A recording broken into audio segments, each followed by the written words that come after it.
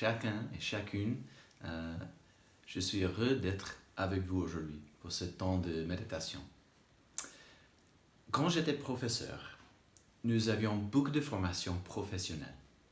Pour beaucoup d'enseignants, c'était un moment de désengagement, plutôt pour corriger des devoirs, préparer des leçons ou simplement discuter avec leurs voisins, etc.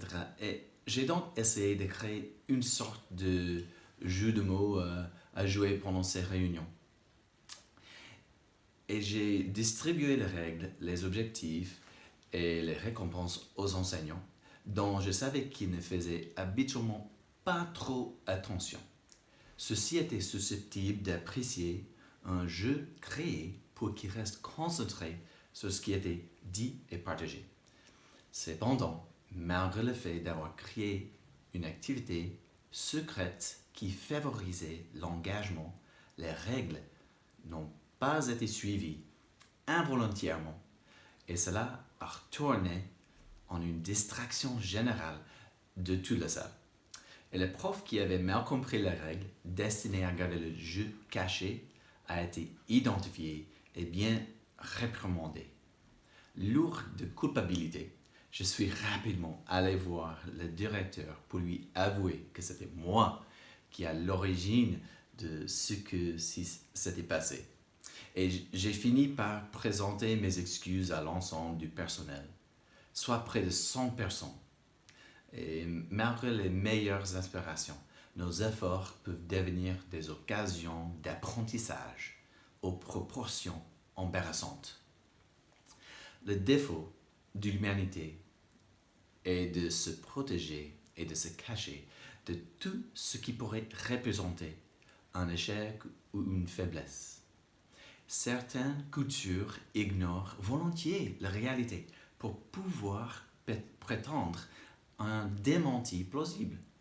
Par exemple, j'ai un ami qui vit avec son père dans un petit appartement.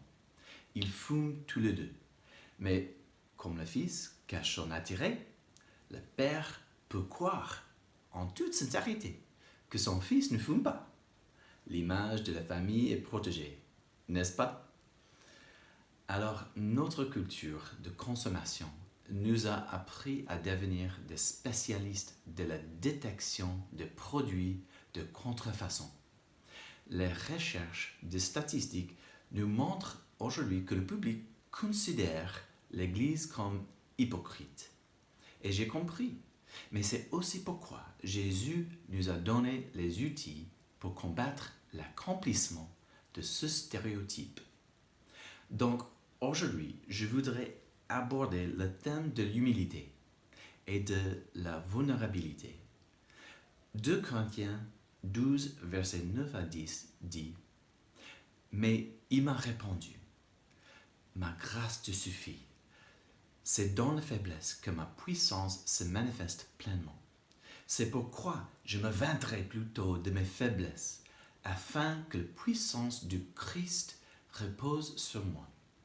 Je trouve ainsi ma joie dans la faiblesse, les insultes, la détresse, les persécutions et les angoisses que j'endure pour Christ, car c'est lorsque je suis faible, je suis réellement fort. » Se vanter volontiers nos faiblesses. Waouh! Des héros bibliques les mollets. Il s'agissait des meurtriers, des sceptiques, de petits mauviettes, d'étrangers, des personnes effrayées, enclins à l'erreur et suicidaires, sans droit naturel, ni privilège, ni autorité. Et ce n'est que ce qui est documenté. Mais surtout, il avait leur fidélité. Mais que signifie pour nous aujourd'hui la faiblesse, la vulnérabilité ou même la honte? 1 Corinthiens chapitre 1, verset 27 dit « Non, Dieu a choisi ce que le monde considère comme une folie pour confondre les sages. Et il a choisi ce qui est faible pour couvrir de honte les puissantes. » N'est-il pas intéressant de constater que les vulnérabilités sont souvent les premières choses que nous recherchons chez les autres Alors, quelles sont les dernières choses que nous voulons montrer en nous-mêmes? C'est ironique. Jésus nous dépouille de nos droits, de notre autorité, de notre pouvoir, de notre prestige, de nos titres et de nos diplômes. Pourquoi? Pour que nous dépendions exclusivement de lui, qui veut se moquer de fort. Aujourd'hui, je vous encourage à être vulnérable. Ne cachez pas vos faiblesses.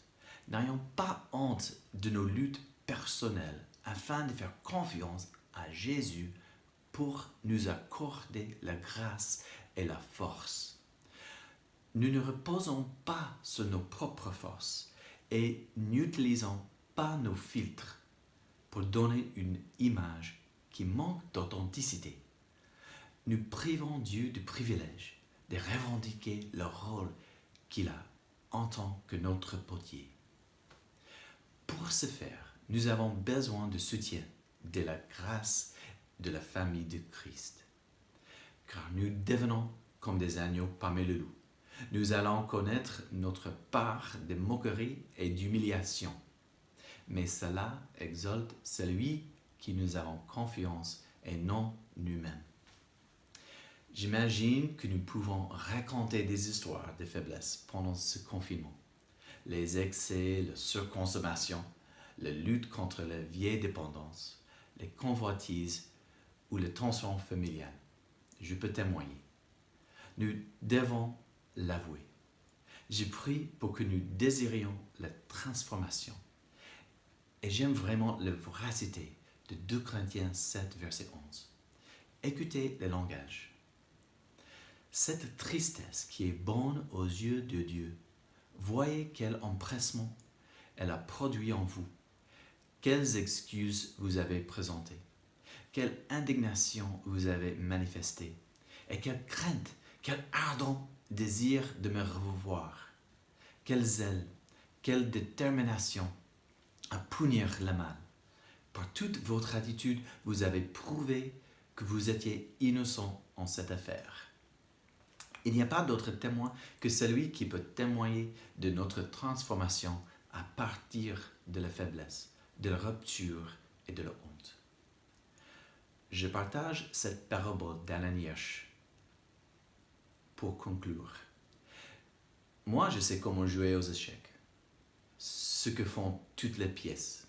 Je peux me débrouiller, mais un mec qui connaît les échecs m'a dit un jour, « Assieds-toi.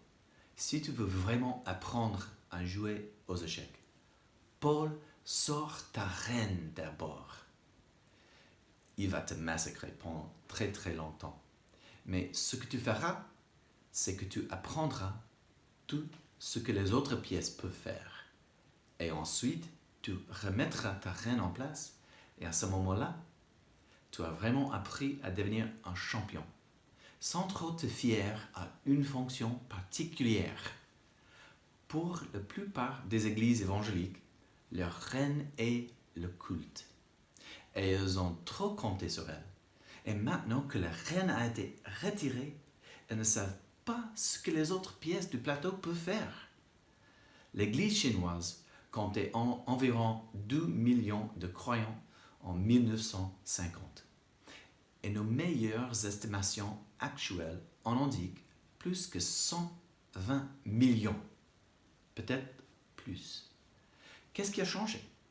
Mao Tse-tung a interdit les églises et les missionnaires, a fermé les séminaires et les bâtiments, a tué les clergés et les dirigeants, a envoyé les gens en prison et a persécuté les autres.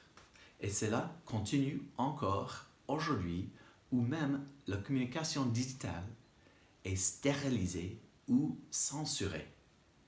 La reine a été enlevée, et bien plus. Satan aurait-il la victoire dans notre contexte, sans le coup des dimanches, ou même notre dépendance digitale?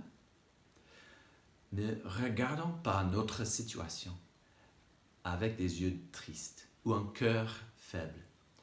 Confessons nos dépendances malsaines. Prions, écoutons que Jésus nous bénisse de sa créativité, de son innovation et de sa vision, de faisant de mouvements de disciples qui fleurissent malgré notre faiblesse, et même au travers. Le culte du dimanche sera la dernière chose que nous récupérerons. Alors, comment apprendrons-nous à libérer la capacité du reste des pièces d'échec à notre disposition, en mettant à service les plus jeunes, les moins capables, les plus brisés, mais pourtant les plus fidèles d'entre nous. Car à Dieu soit la gloire et l'honneur. Amen. Amen. Très belle journée à vous tous. Soyez bénis. Ciao.